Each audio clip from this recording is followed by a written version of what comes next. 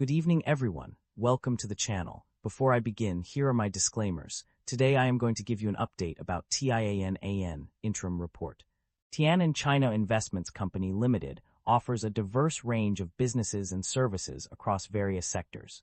These include property development and investment, residential, office, and commercial property management, healthcare services, including hospitals and eldercare facilities, golf course operations, leasing of offices, car parking spaces, residential units, industrial properties, retail stores, shopping malls, and hotels, trading in medical equipment and related supplies, securities, trading and investments, provision of financial services, strategic investment, property leasing, estate management, money lending services. The recent surge in TIAN AN China Investments stock price can be attributed to several key factors. The company's strong financial performance, including a 14% increase in earnings per share, EPS, last year, and a substantial 150% growth over the past 3 years, has contributed significantly to its upward trend. Additionally, positive profit alerts and robust interim results for HON 2025 have instilled investor confidence in the company's ability to deliver strong financials. The strategic acquisition of an 18.13% stake in China Medical and Healthcare Group Limited has also diversified TIAN AN's business into new growth avenues, including healthcare and eldercare. Furthermore, the issuance of zero-interest convertible bonds worth HK $15.556 billion is expected to support the expansion of its insurance business and other strategic initiatives, indicating forward-looking strategies for growth and expansion. The positive trends in the Chinese real estate market, driven by supportive government policies, have also likely benefited TIAN AN China Investments as a major property developer in China. Overall, these factors combined have contributed to the company's stock price increase of over 33.72% in the past year, with some reports indicating surges as high as 49.44%. The primary drivers of revenue growth or decline can be identified through a review of the financial summary. On one hand, revenue growth is driven by several key factors, including sales of completed properties, revenue from goods and services, contracts with customers, external sales, property development revenue, healthcare operations revenue, other operating revenue, and revenue recognition from the sale of units in Phase 2C of the One Tiananmen Place in Shanghai.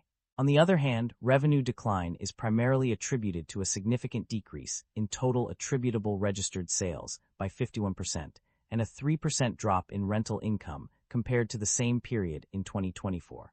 These factors highlight the importance of monitoring key performance indicators to understand the drivers of revenue growth or decline.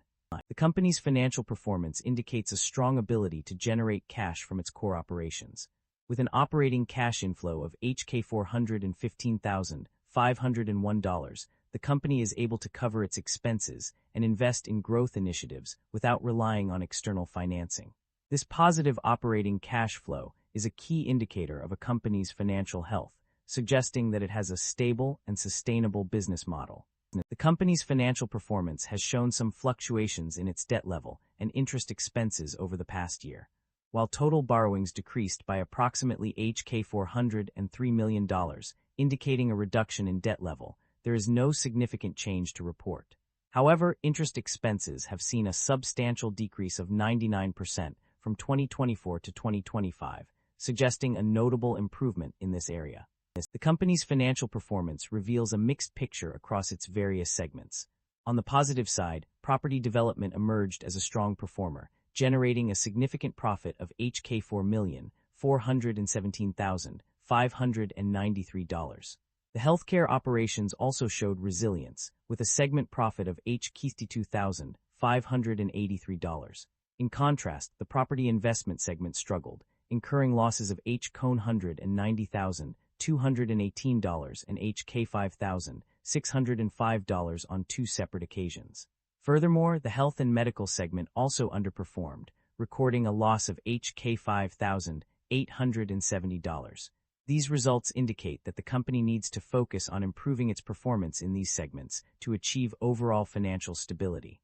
Management is focused on 4 key operations: property development, investment, healthcare, and other sectors. Despite cautious optimism due to potential risks, they maintain a stable financial position with sufficient working capital. The company's growth is driven by revenue recognition from residential unit sales in Shanghai, and management aims to secure bank borrowings with reasonable terms to ensure flexible cash flow. Their long-term strategy prioritizes investments in projects like TIAN and Digital City, which are expected to yield strong returns and drive growth despite market volatility. The company has a history of paying dividends to its non-controlling interests. This indicates that the company prioritizes returning value to its stakeholders through dividend payments rather than repurchasing shares. That concludes the financial summary for TIAN AN. Feel free to comment below, and I will be happy to answer them when possible.